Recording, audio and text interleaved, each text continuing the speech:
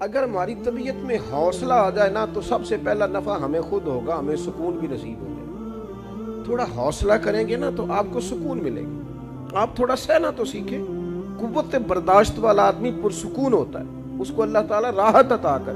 وہ ذرا ٹھہر جائے، وہ ذرا ٹھہر جائے، وہ ذرا سکون میں آئے. ٹریفک جو بند ہو گئی ہے تو اس میں لڑائی کرنے سے بہتر نہیں کہ ایک نعت سنی جائے، یہ وقت سرکار کی یاد میں گزارا جائے. اب نعت ریکارڈ تو سب کے پاس ہی ہوتی ہے نا جی، موبائل تو ہے نا جیب میں، تو لطف لیا جائے کہ چلو یار موقع مل گیا تھوڑی دیر حضور کا ذکر سننے کا. قرآن مجید کی ایک سورت سن لی جائے، تھوڑی توجہ کی جائے. لیکن بجائے اس کے کہ ہم اپنے وقت کو اچھا مینج کریں، وہ تلخی، وہ طبیعت میں گھٹن، وہ ناراضگی.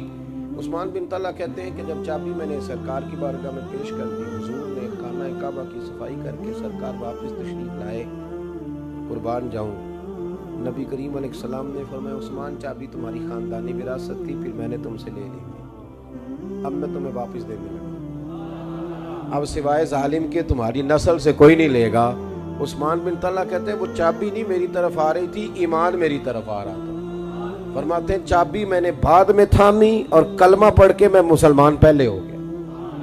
آپ کے ٹھنڈے رویے، آپ کے مزاج کا سکون، اطمینان قلبی آپ کو بڑے سارے فائدے دے گا.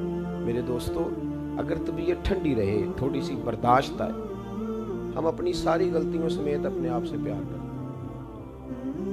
مجھے سب سے زیادہ اچھا میں لگتا ہے، بڑا پیارا ہوتا ہے ہمیں اپنا. ساری غلطیاں پائی جاتی ہیں، ان کا بھی پتہ ہے، من نانم کے من نانم، وہ بھی پتہ ہے. بس ساری غلطیوں سمیت اپنے آپ سے پیار کریں گے اور سامنے والے کی ایک غلطی دیکھ کے اس سے نفرت کریں. وہ جی میرے سامنے راز کھل گیا تو اگر تیرے راز کھل جائے تو وہ جی میرے سامنے مجھے سمجھ آ گئی بندہ کیا ہے تو تیری اگر سمجھ آ گئی تو.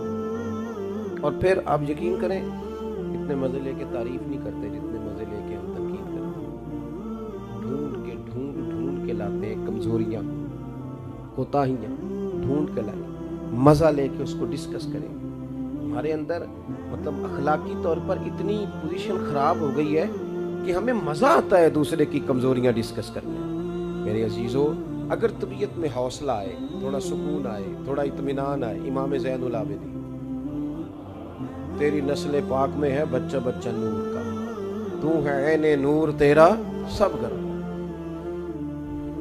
ان کی زندگی جتنی تھوڑی بہت میں اپنے کم علمی کے بعد جتنی میں جان سکا ہوں نا، وہ عبادت کرنے والوں کی بھی زینت تھے اور حوصلہ بھی ان پر ختم تھا. حوصلے والا آدمی پروکار تھے، بڑے پروکار تھے، بڑے وزادار تھے. ایک دفعہ بادشاہ نے گرفتار کرا لیا، ان کے ہاتھوں پیروں میں زنجیریں ڈلوا دی. تو وہ سامنے آ کے کھڑے ہوئے تو بادشاہ کہنے لگا دیکھا نا پھر میں نے زنجیریں ڈال دی. تو آپ فرمانے لگے تو کیسی عجیب بات ہے، یہ تو میرا رب جب چاہے جو چاہے کر دیتا ہے. اس نے کہا کیا مطلب؟ آپ نے اللہ اکبر کہا تو زنجیریں ٹوٹ کے آپ کے پیروں میں گر گئی. نے فرمایا یہ تو مالک ہے جو سب سے بڑا ہے.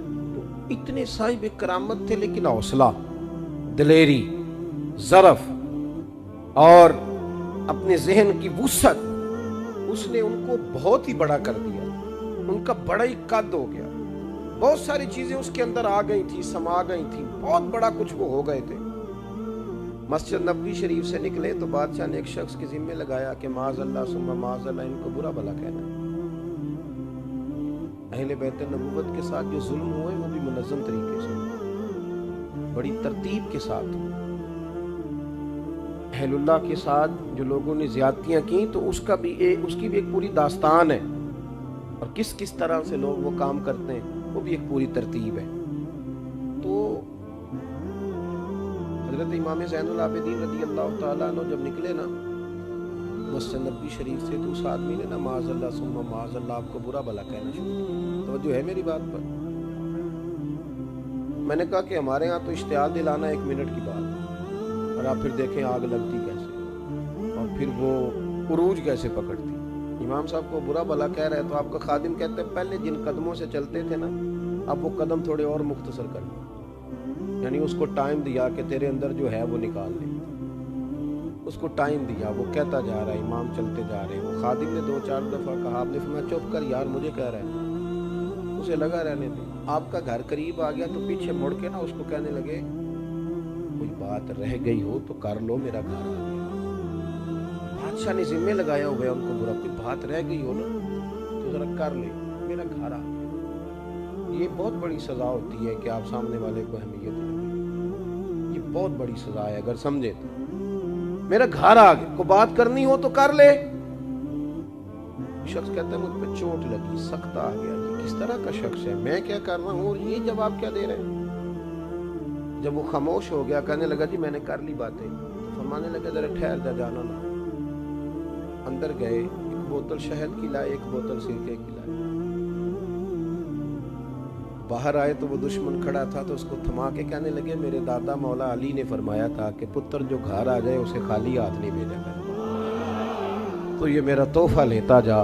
یہ لفظ کہہ کے نا 1 منٹ میں حضرت اندر گئے۔ آپ ذرا بات کو سمجھیں، اتنا صحیح وقت لگتا ہے آپ کے بڑا بننے، لیکن یہاں تک پہنچنا تھوڑا مشکل کام ہے۔ جب آپ اندر تشریف لے جانے لگے تو اس نے دامن تھام لیا اور آپ کے قدموں میں بیٹھ گیا، کہنے لگا حضور بڑے پیسے پکڑے تھے آپ کو معاذ اللہ برا بھلا کہنے کے لیے، پر قربان جاؤں آپ کے ظرف پہ بھی، آج تو آپ نے کمال کر دی۔ میں پیسہ دینے والوں پر لعنت بھیجتا ہوں اور آج کے بعد وعدہ کرتا ہوں جب تک موجود رہوں گا زین العابدین کے قصیدے ہی بیان کرتا رہوں گا۔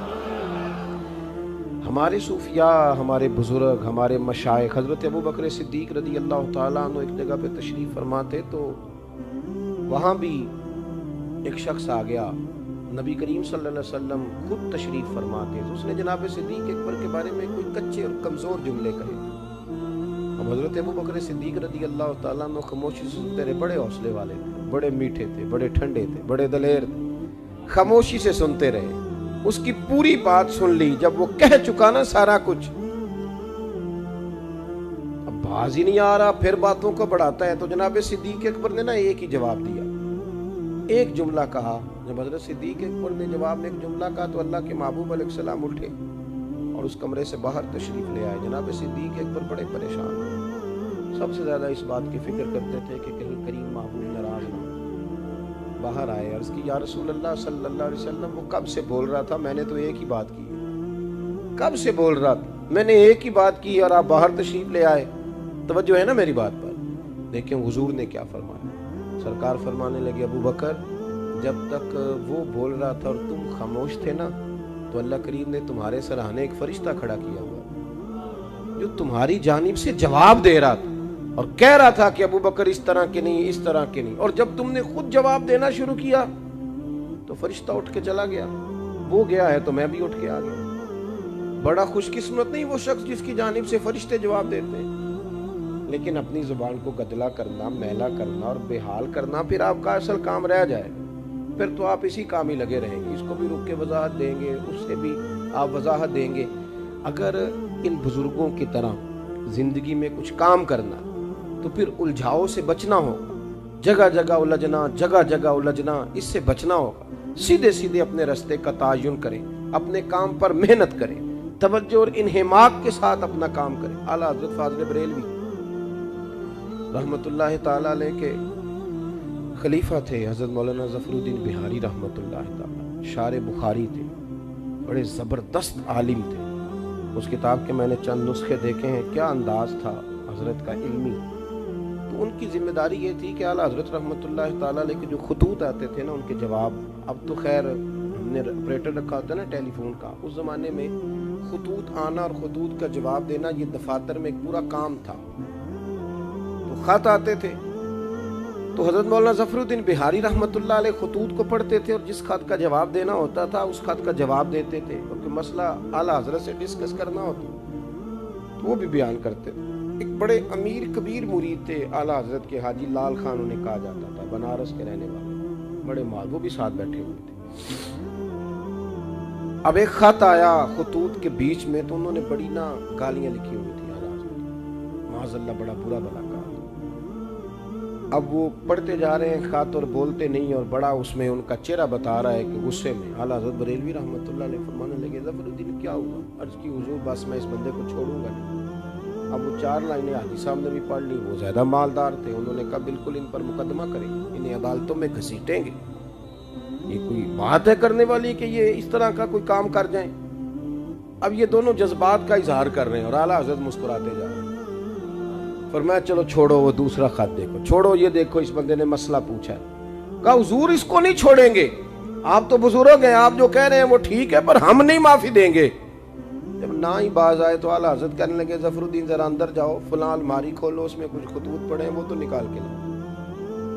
मौलाना कहते हैं मैं वहां गया अंदर से, और जब मैंने खतूत निकाले तो किसी ने आला हजरत को इमाम अहले सुन्नत लिखा हुआ है, किसी ने मुजद्दिद मियत हाजरा के अल्फाज इस्तेमाल किए, किसी ने कहा था कि हमने बड़े ज़माने से देखा है कि कोई ऐसा बंदा आए जो बड़ा ज़बरदस्त कुरान और सुन्नत से इस्तेदलाल करे, पर आपकी तरह का हमने कम ही देखा। अपने अपने रंग में लोगों ने तारीफ की, शोरा ने अपने अंदाज में, दाग देलवी का भी ये खत था आला हजरत के नाम, वो आपके मकातीब में छप गया, लोगों ने बड़े बड़े रंग में आपकी तारीफें की। तो आला हजरत ने वो 2-3 खतूत पढ़ाए और फिर बड़ा शानदार जुमला कहा, फरमाने लगे मौलाना जिन्होंने मेरी तारीफें की हैं पहले इनके नाम जायदादें करो ना, इनके घर पहले तोहफे भेजो ना, तो फिर ये जिसने मेरे ऊपर तनकीद किया उस पर मुकदमा भी कर लेना। वो खामोश हो गए। तो आप फरमाने लगे ये अजीब फलसफा नहीं तुम्हारा कि तुम क्यों देखते वो एक खत जो गालियों वाला आया है, वो 99 क्यों नहीं देखे जिन्होंने मुझे रसूलुल्लाह का गुलाम कह के पुकारा है? उस जानिब तुम्हारी तवज्जो क्यों नहीं गई? अड़े नहीं, जिंदगी में उलझे नहीं। हम तो ना, ये छोटी सी लड़ाई होती है सास बहू की घर के अंदर, और सियाना बहना बंदा उसी से नहीं निकलता सारी जिंदगी, उसी को दिमाग पे सवार किए रहता है, उसी को। और अब तो आप यकीन करें, पता नहीं सैयद साहब तवीज़ देते हैं कि नहीं, लेकिन मेरे पास अक्सर बंदे अब ये भी तवीज़ देने आते हैं कि घर में झगड़ा बड़ा है, यही तवीज़ लो जी, फिर तो तस्दीक हो गई।